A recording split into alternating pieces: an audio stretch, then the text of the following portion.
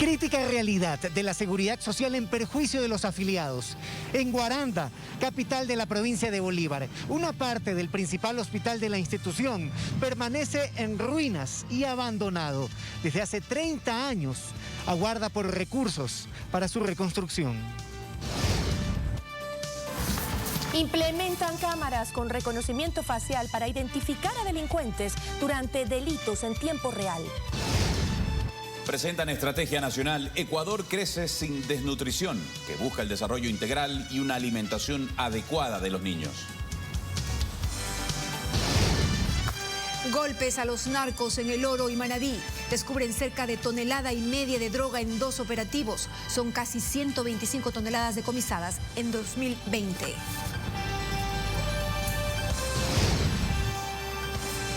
En lo internacional, reveladores videos de cómo atraviesan la pandemia los hospitales venezolanos. En algunos casos no tienen electricidad ni agua. Y en deportes, golazo del ecuatoriano Quique Saverio por la Copa del Rey en España.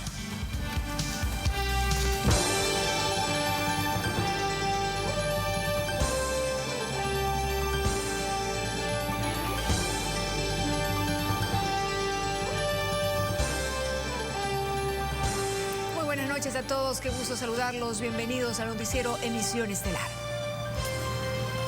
¿Qué tal, amigos? Tenemos importantes noticias para ustedes. Así es, les recordamos que este informativo es retransmitido por Radio América 93.3 FM en Guayaquil y 104.5 FM en Quito.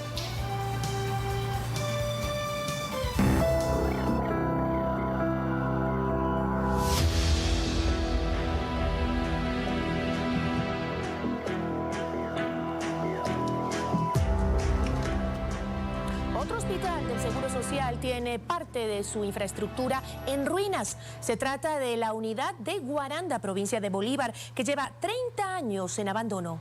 Inicialmente el área estaba destinada a la atención de niños y embarazadas. José Luis Calderón se adentró en sus pasillos y devela esta realidad. Al otro lado de la puerta de la administración del Hospital de la Seguridad Social en Guaranda, provincia de Bolívar, cercano a un piso destinado a quirófanos y habitaciones, se encuentra un enorme espacio completamente en ruinas. El lugar ocupa casi la mitad del edificio donde funciona el sanatorio. El escenario está devastado. Hay huecos en las paredes, instalaciones eléctricas expuestas, piezas de sanitario incompletas y un techo que se cae a pedazos. Hay obstáculos por doquier que ponen en riesgo la integridad física de quienes caminan por el sitio, que incluso sirve de embodegaje para mobiliario médico, al parecer en desuso. Pero lo que sorprende es que el lugar ha permanecido así desde hace 30 años, en el olvido. El hospital tiene una extensión de 18.850 metros cuadrados, de los cuales hablamos que el 45% del hospital está en esta calidad de obra gris. Ana María Baños dirige la clínica desde hace un año, forma parte de una actual gestión dentro de la seguridad social que pretende develar situaciones así y corregir.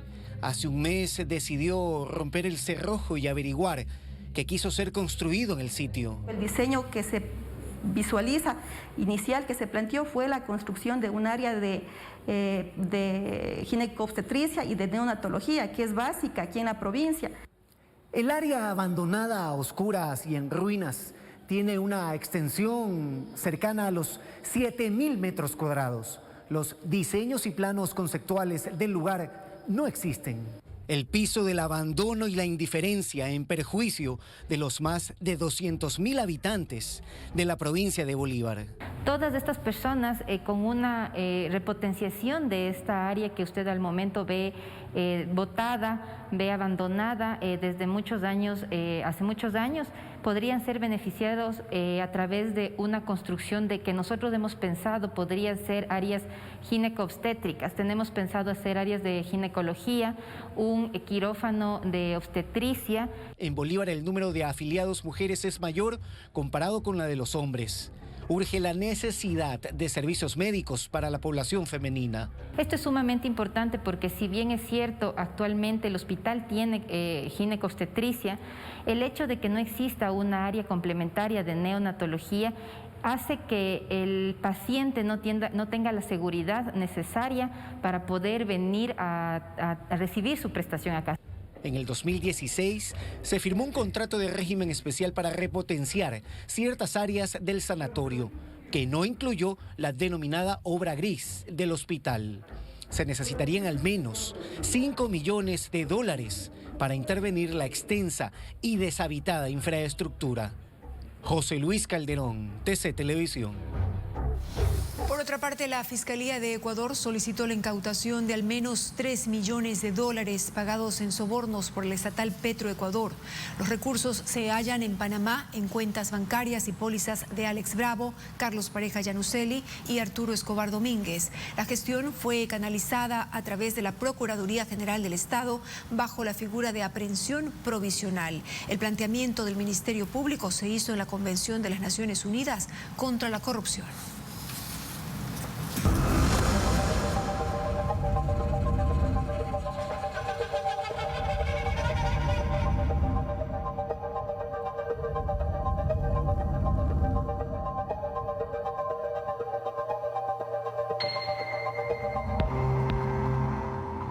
Los femicidios no se detienen en el país.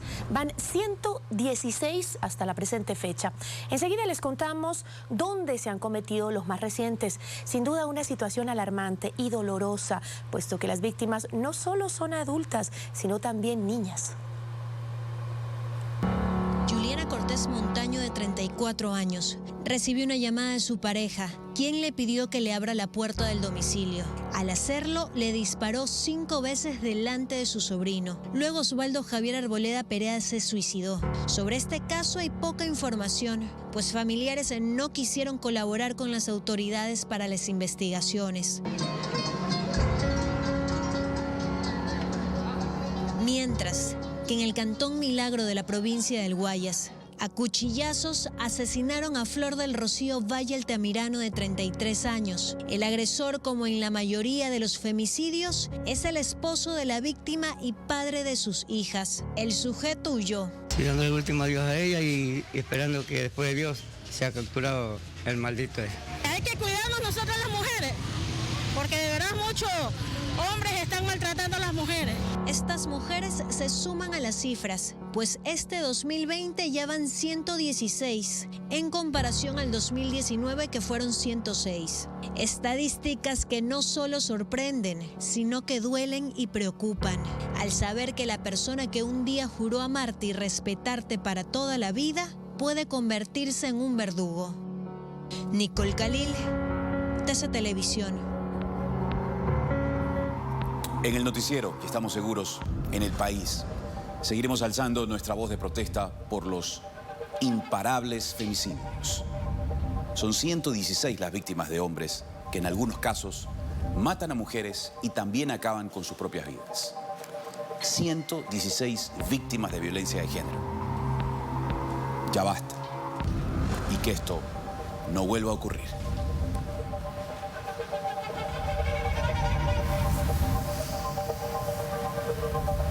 En otro tema, la exasambleísta Gabriela Rivadeneira fue citada para rendir su versión en el caso que se sigue en su contra por presunto delito de instigación durante las protestas de octubre de 2019. La Fiscalía de Ecuador canalizó el pedido con su par de México a través de la asistencia penal internacional.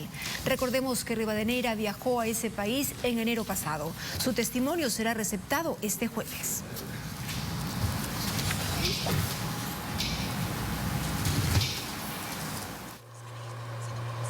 Por otra parte, la Fiscalía acusó como autor de lavado de activos al exconcejal del municipio de Quito, Eddie Sánchez, en el juicio que se sigue en su contra tras un informe de la Unidad de Análisis Financiero y Económico, UAFE, que detectó ingresos injustificados en cuentas de Sánchez y de su familia. También fueron considerados como autores del delito su esposa y su suegra, mientras que sus 3 hijos como coautores. Se presume que entre los 6 movieron sin justificar casi $2 millones. El juicio se desarrolla en el Complejo Judicial Norte de la capital. Según cifras oficiales, 397.000 niños padecen desnutrición crónica en el Ecuador. En el siguiente especial, Alcibiades Onofre muestra la cruda realidad que atraviesan los menores que no tienen acceso a una alimentación adecuada y con ello las consecuencias en su desarrollo físico y mental.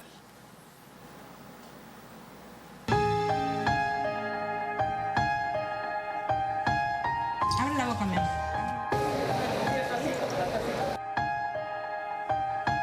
Es un enemigo silencioso que se ha camuflado en costumbres y en ciertos casos de generación en generación ha persistido.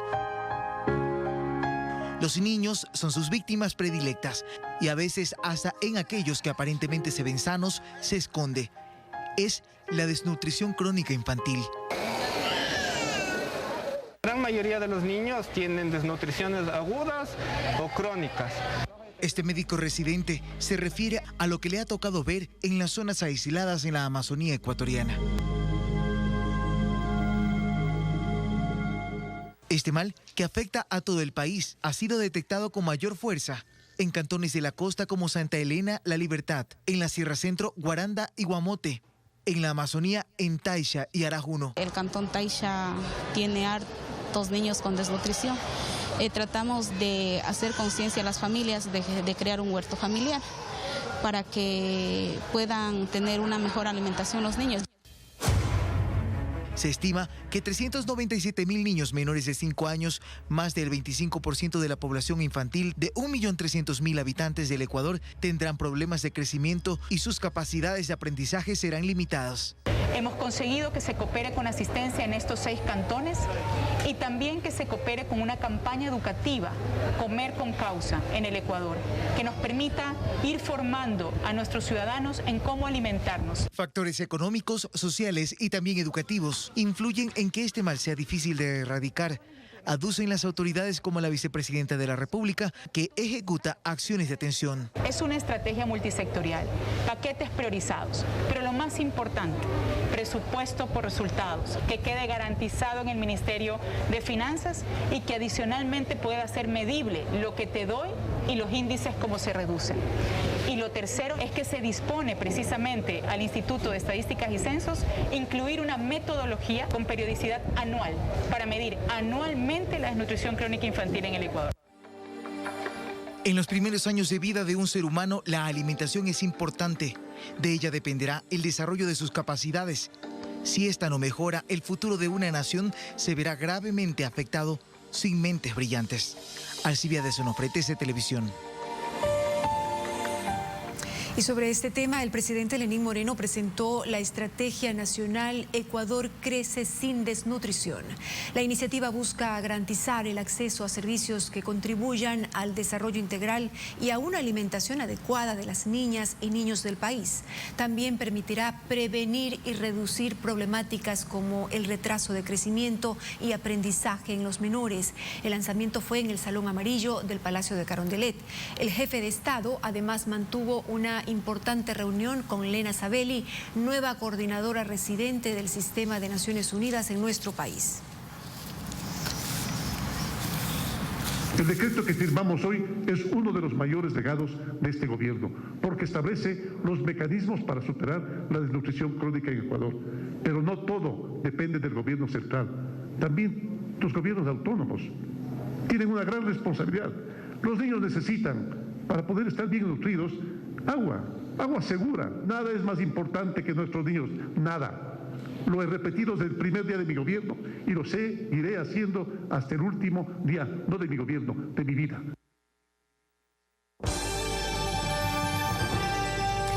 En instantes, casi 125 toneladas de droga incautadas en lo que va de 2020. En los 2 últimos golpes descubrieron casi 1,5 toneladas.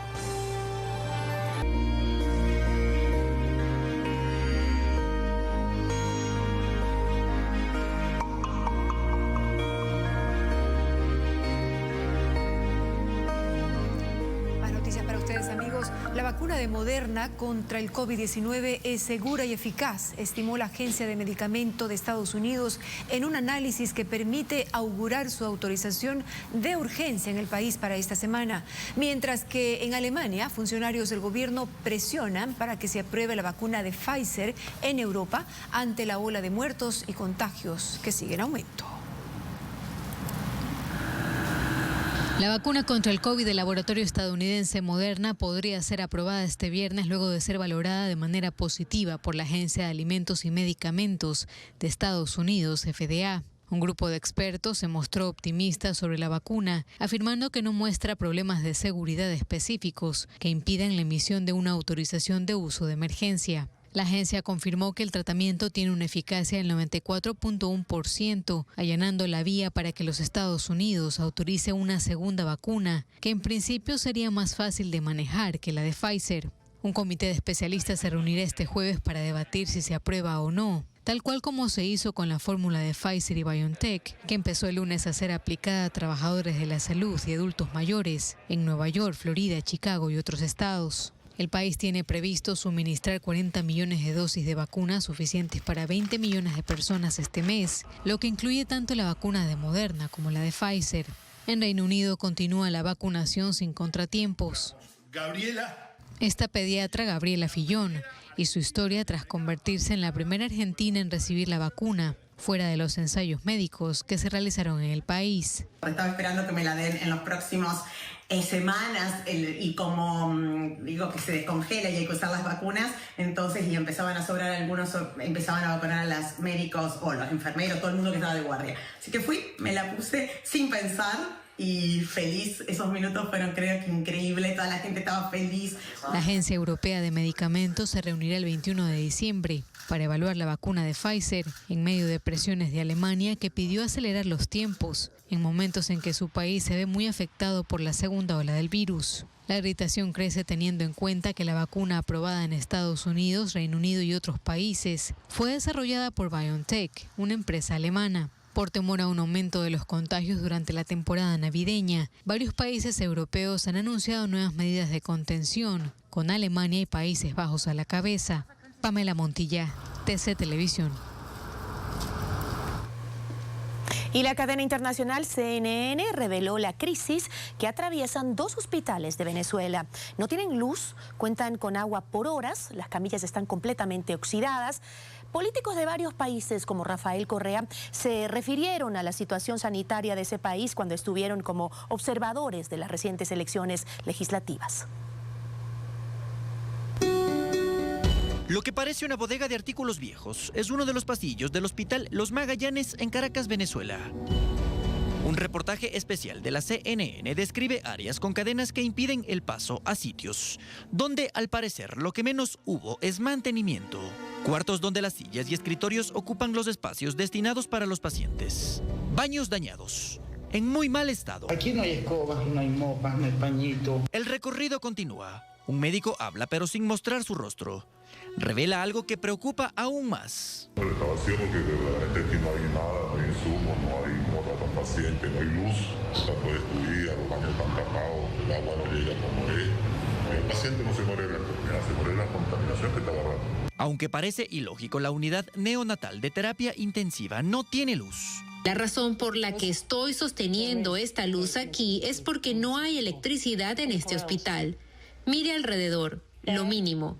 En este hospital en Venezuela no hay distinción de pacientes. Quienes tienen COVID están junto a los que ingresaron por otra enfermedad. Saturados y desprotegidos. En el Hospital Vargas de Caracas, CNN comprobó que la situación no varía.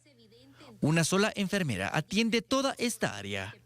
Una joven consuela y acompaña a su padre, que ingresó con un cuadro de desnutrición.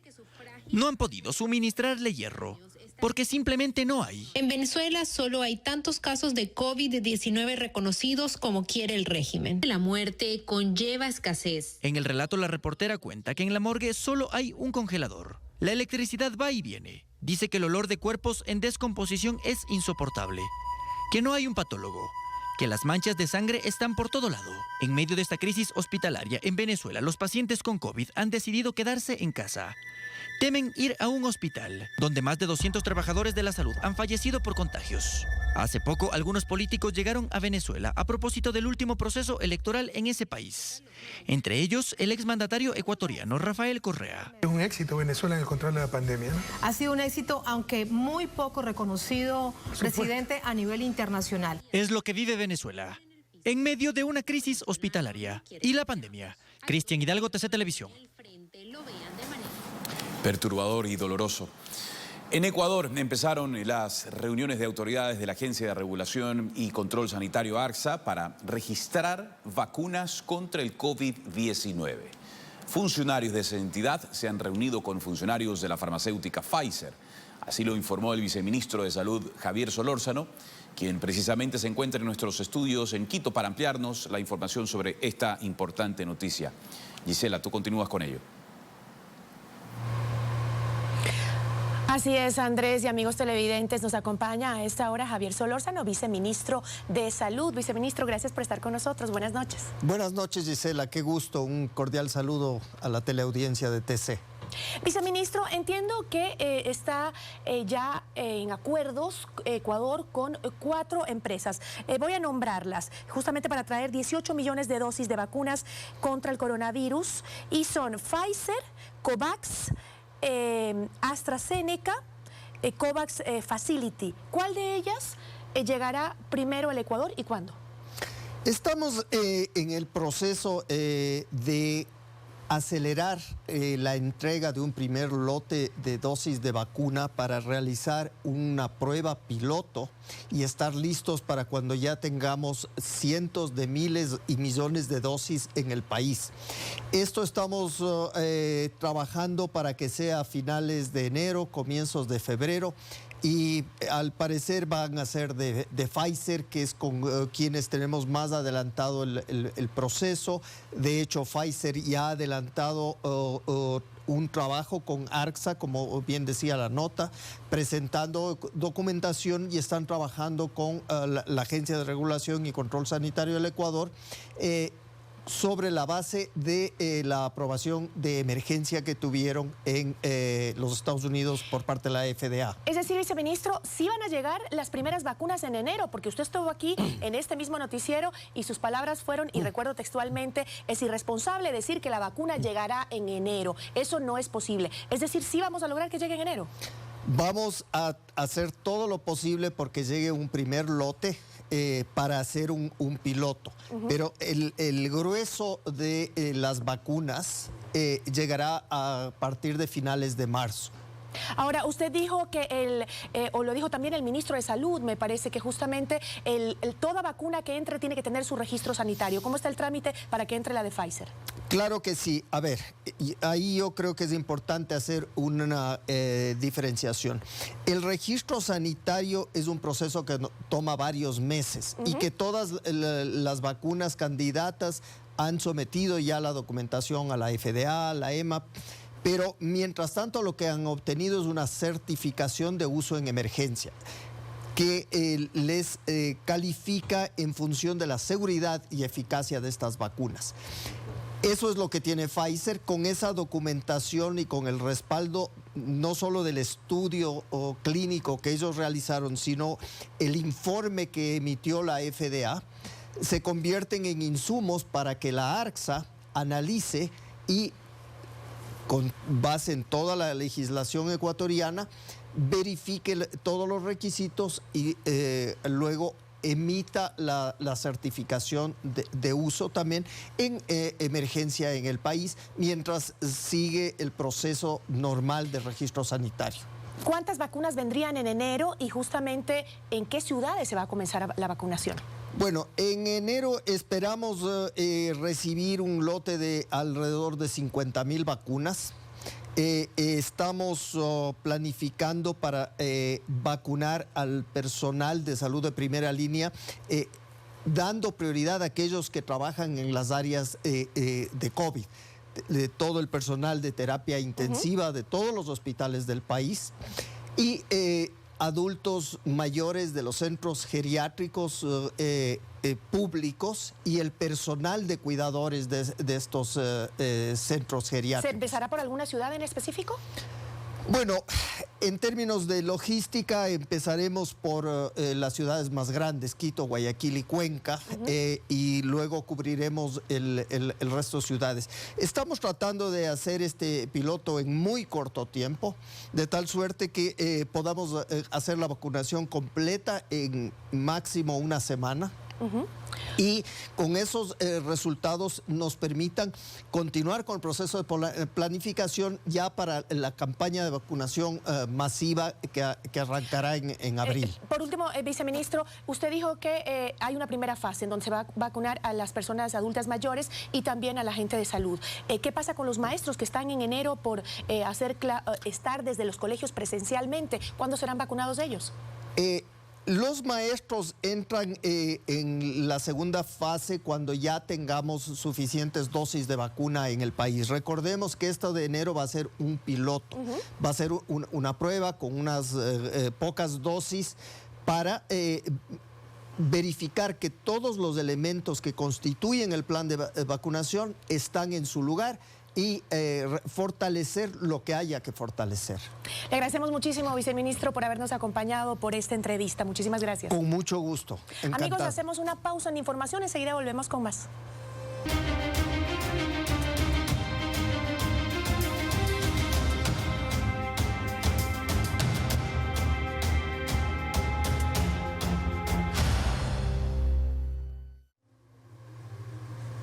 Mover las fechas de las próximas elecciones generales es una opción que ya analiza el Consejo Nacional Electoral ante la demora en la confirmación de los binomios que estarán en la papeleta. La candidatura de Álvaro Noboa sigue sin definirse y ahora está en manos de la Corte Constitucional.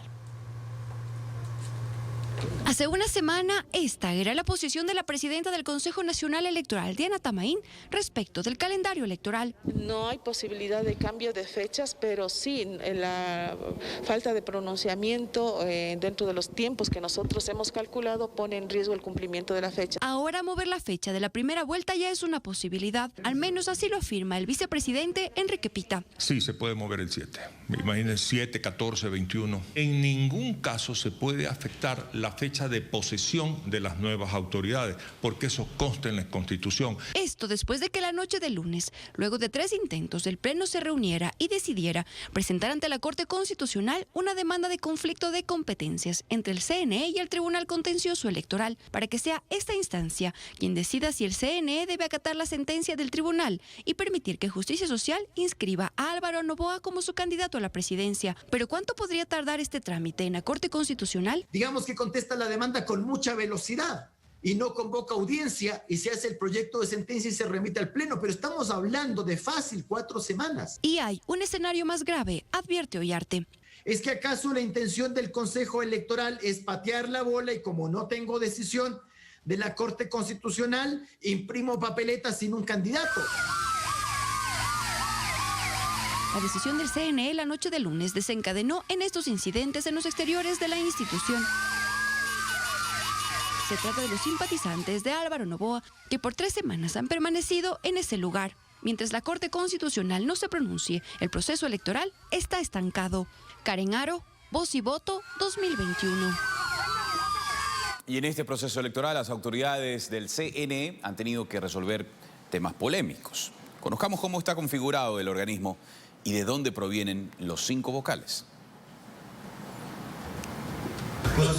El actual Consejo Nacional Electoral tiene representantes de distintas fuerzas políticas. Fue conformado en noviembre de 2018 por el entonces Consejo de Participación Ciudadana Transitorio, que buscó poner fin a la práctica del correísmo de tener en el organismo electoral a vocales de una sola tendencia, la del oficialismo. Es así que se designó a 5 integrantes nominados por diferentes tendencias. Diana Tamaín, presidenta del CNE, fue postulada por la CONAIE. Fue diputada y asambleísta por el movimiento Pachacutic. Ha estado ligada desde sus inicios en la política a la dirigencia indígena y de izquierda. En cambio, Enrique Pita, vicepresidente del organismo, tiene mayor cercanía con la derecha. Fue postulado por Creo, que lidera el actual candidato a la presidencia, Guillermo Lasso. El vocal José Cabrera también tiene un perfil de derecha, pero su nominación provino del Partido Social Cristiano, que en los próximos comicios no tendrá candidato presidencial propio. Respaldará al binomio de Creo. También está Estela Cero, postulada por Alianza País, a quien ahora vinculan con el correísmo porque fue asambleísta por AP en el gobierno anterior.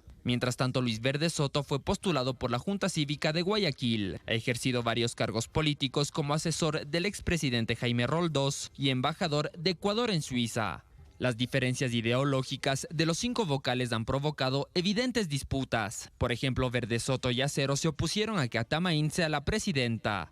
Meses después, superado ese inconveniente, se conformó una mayoría compuesta por Atamaín Cabrera y Acero, que en casi todos los temas polémicos y en las votaciones del Pleno tenía la oposición de Pita y Verde Soto. En el actual proceso electoral, los vocales han tenido que resolver varios temas polémicos, desde la calificación de aspirantes a la presidencia hasta las medidas que se implementarán el día de las votaciones por la pandemia.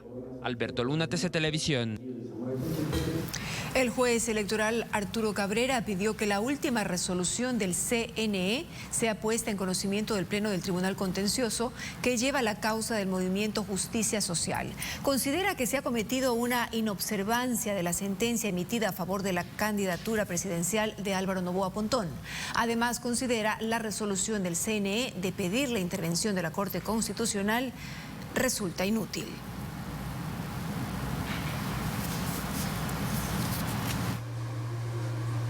Y mientras tanto, la Fiscalía General del Estado emitió un comunicado oficial sobre las denuncias que ha recibido contra miembros de instituciones de la función electoral en el contexto de los próximos comicios. Se da a conocer que la fiscal general Diana Salazar envió una consulta a la Corte Nacional de Justicia para conocer si es procedente iniciar una investigación previa en contra de las máximas autoridades del Consejo Nacional Electoral por hechos que recaen en el ejercicio de sus funciones y en el marco de un proceso electoral.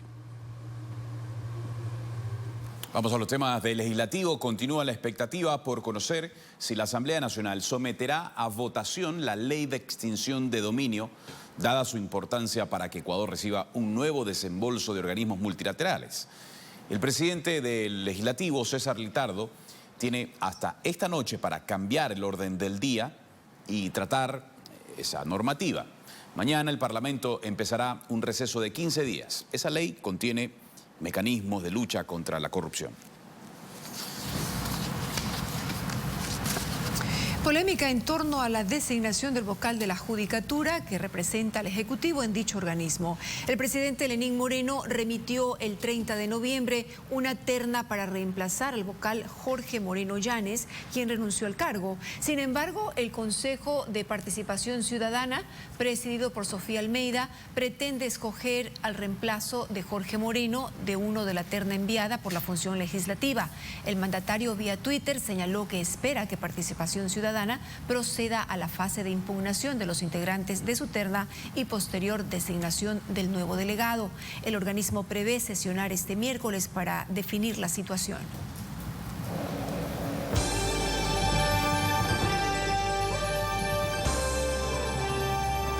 En instantes, un docente universitario se suicidó al lanzarse al vacío desde un puente en Pichincha.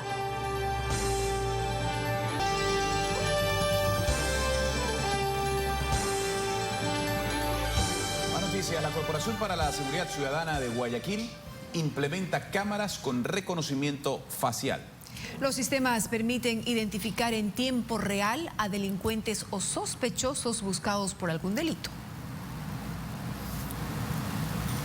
La Corporación para la Seguridad Ciudadana de Guayaquil ya tiene las cámaras con reconocimiento facial que facilitarían el trabajo policial de identificación, localización y captura de quienes están con alguna medida privativa. Sin embargo, las cámaras no pueden comparar resultados porque el área de criminalística de la policía no ha entregado la base de datos aún al municipio, pese que este lo solicitó en septiembre pasado. La Policía Nacional y sobre todo su ministro, el ministro de Gobierno, me ha dicho que total apertura y que nos va a proporcionar estos datos. Apenas los tenga, yo se los diré. Y en este momento se están estableciendo unos protocolos para poder compartir esa información a los gobiernos seccionales que lo requieran. El municipio solicita la foto y los antecedentes penales para alimentar la base de datos de la Corporación para la Seguridad Ciudadana de Guayaquil. Esto permitirá que cuando una persona sea detectada por una de las 100 cámaras con reconocimiento facial, se conozca de inmediato si registra antecedentes penales. capten una imagen, automáticamente envía esa información a un centro de análisis en donde se toman estos rastros característicos únicos que tienen las personas y que son cotejados con la base que tiene en este caso la Policía Nacional. Si salta alguna alerta, inmediatamente la policía actuaría, ya sea con una boleta de captura o algún tema pendiente dentro de alguna investigación. Una reforma legal. Aquí podría establecerse a través de ordenanzas que podrían trabajarlas ya los municipios, por ejemplo, la obligatoriedad de registrar a las personas que van a acceder al uso de un servicio público o de un evento público, tal como serían conciertos, estadios. Se espera que este miércoles 16 de diciembre, en la segunda reunión del Comité de Seguridad, se indique cuál será la fecha de entrega de la base de datos. Nicole Khalil, TC Televisión. Bien, atención, hace pocos minutos se confirmó que un amotinamiento ocurrió en el Centro de Rehabilitación Social de Cotopaxi, en el pabellón de máxima seguridad. 2 internos habrían fallecido según información extraoficial. Ambulancias y vehículos del Departamento de Medicina Legal de la Policía ingresaron al centro carcelario. Reos, policías y guías penitenciarios habrían resultado heridos, pero todavía no hay un pronunciamiento de las autoridades del Servicio de Rehabilitación Social del país. Nuestro corresponsal se encuentra en el sitio y en las siguientes emisiones les estaremos entregando los detalles de lo que ha ocurrido ahí, este nuevo episodio de violencia en el sistema penitenciario del país. Obviamente estaremos atentos al desarrollo de esta información. 808 bloques de cocaína fueron incautados en la provincia del Oro. La carga fue encontrada en 2 camiones estacionados en las afueras de Machala. Nelson Sotomayor, comandante. Tenemos información donde la Policía Nacional indicó que los vehículos eran custodiados por varias personas, de las cuales se detuvo 2. Hace pocos días se decomisó cerca de 1 tonelada de narcóticos en una bananera. Y también una embarcación que transportaba cerca de media tonelada de droga por alta mar fue incautada por agentes de inteligencia en la provincia de Manabí.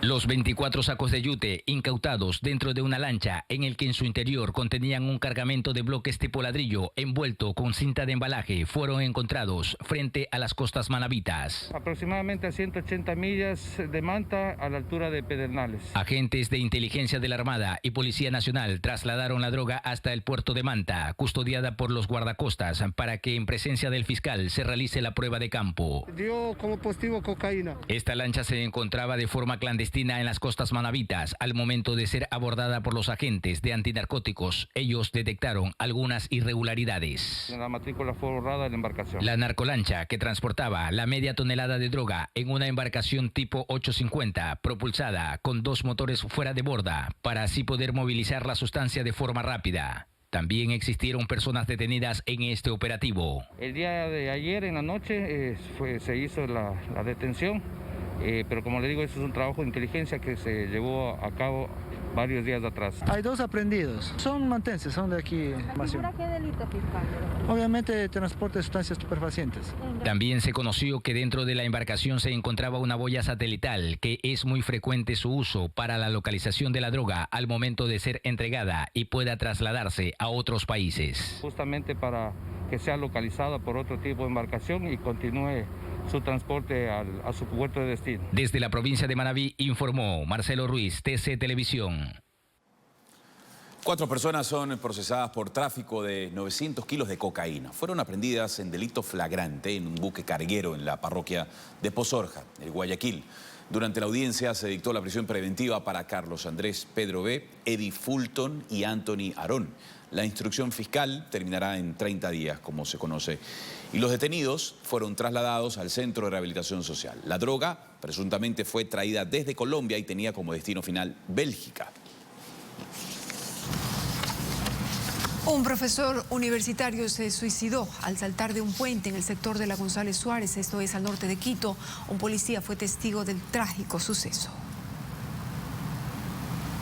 Todo ocurrió en fracción de segundos. El joven llegó en este carro y casi de inmediato se lanzó al vacío desde una altura aproximada de 100 metros. A nuestra llegada a las 9:31 se constata en la parte inferior del puente un cuerpo, luego del cual se realiza la confirmación que se encuentra una persona de sexo masculino fallecida. Un policía que lo vio nada pudo hacer, no tuvo tiempo ni de conversar con la persona que salió de casa con la firme intención de quitarse la vida. No dio tiempo para verbalizar.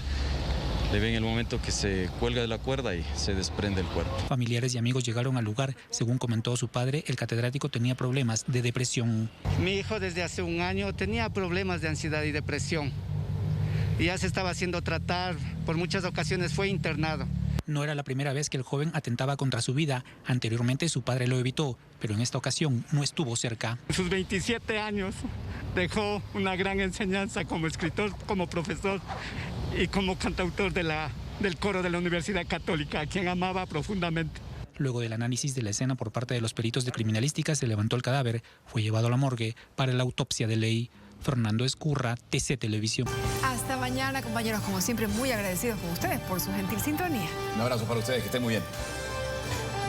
Igual una buena noche para todos. Descansen. Hasta mañana.